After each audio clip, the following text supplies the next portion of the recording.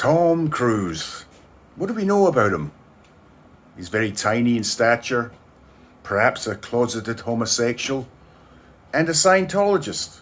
And I know what you're thinking, isn't that what many people say about you, Roddy? But that's not true.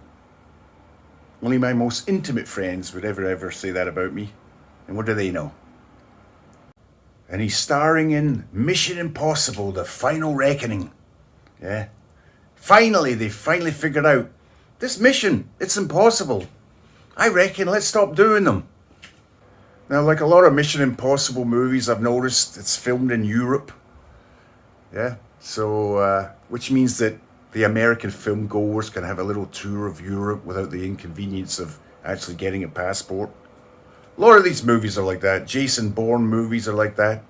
Except in a Jason Bourne movie, they'll have a command center with Tommy Lee Jones in a headset and 40 guys with computers, and they're all following Jason Bourne around Waterloo Station in London or something, you know. Where is he now?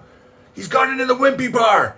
Get him on camera too. Oh, Jesus Christ, he's in the Weatherspoons now. Get him out of that place. He'll never survive it. Oh my God, it's over. He just went in Greg's Bakery. These are all places where you can purchase inedible food in Britain. If you do go to Britain, stay away and avoid these places at all cost. I'm basically saving your life right now. Of course, James Bond started all that, you know, going to exotic places and murdering people. He was also the guy that came up with the witty saying after you've just executed someone, you know. I've just sawed your head off. I hope you don't lose your head because I've just sawn it off. Did you like that one, Moneypenny? Not one of my best, I admit. A lot of people don't realize that these Hollywood movies, many of them are just made in Hungary, even though it's supposed to be London or Paris or something, because they have a lot of good film subsidies. So I highly recommend going there. Buda and Pest. Beautiful city. Highly recommend going there, unless, of course, you're an asylum seeker, in which case I'd keep going. But now, as we all know, Tom Cruise is 62 inches tall. No, he's 62 years old, which is amazing. He looks good. Yeah, I mean, obviously he's dyed his hair, but it's not full Paul McCartney. Remember when Paul McCartney used to have that sort of chemo wig thing that he was wearing and pretending that it was his natural hair color?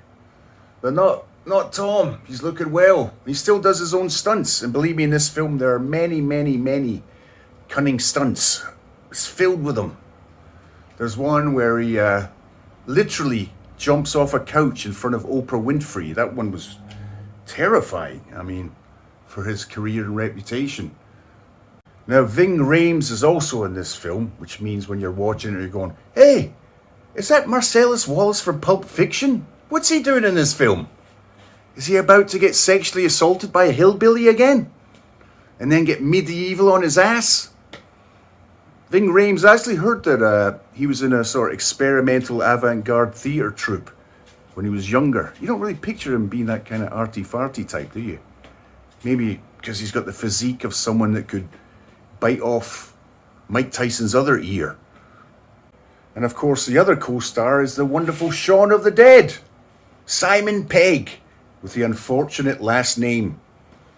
Who knows, maybe that's how him and Tom were first introduced to each other. In the movie, the president of the US appears, and she's a woman of color. Great prediction, guys. Masterful prophetic abilities. The president is portrayed by Angela Bassett, who also played Tina Turner. I wish Tina Turner could have been the president of the US. She would have been great. Any disputes with other world leaders, she could have just wrapped her thighs around their heads, you know? They would have agreed to anything. You'd probably have to pry Putin's fucking head out for that. He'd be having the time of his life. I heard that Prince Charles had a bit of a thing for Tina Turner. He thought she had really beautiful legs. Imagine Prince Charles and Tina Turner making love. Sorry for ruining your day. In the movie, there's a scene with biplanes. And when I say biplanes, for our younger viewers, I don't mean like non-binary aircraft. I mean airplanes from the First World War with two sets of wings. Anyway, there's a real-life stunt that Tom Cruise does where he's hanging off one of the wings of the biplane. It's amazing. I mean, let's face it, Tom Cruise is completely mental, you know? Not because of the stunt, but because he believes in Scientology. Apart from biplanes in the film, there's like submarines, jet aircraft, helicopters. I think I saw a unicycle. Basically everything the Pentagon spends $1 trillion on every year. Approximately, you know. They mislay a few hundred billion here and there. Some general goes, oops, I think I mislaid it in the back of a taxi. Naughty me.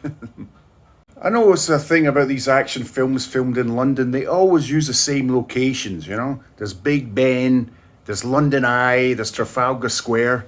If they really wanted to represent London, the locations they would use would be like a fried chicken shop next to an unemployment centre.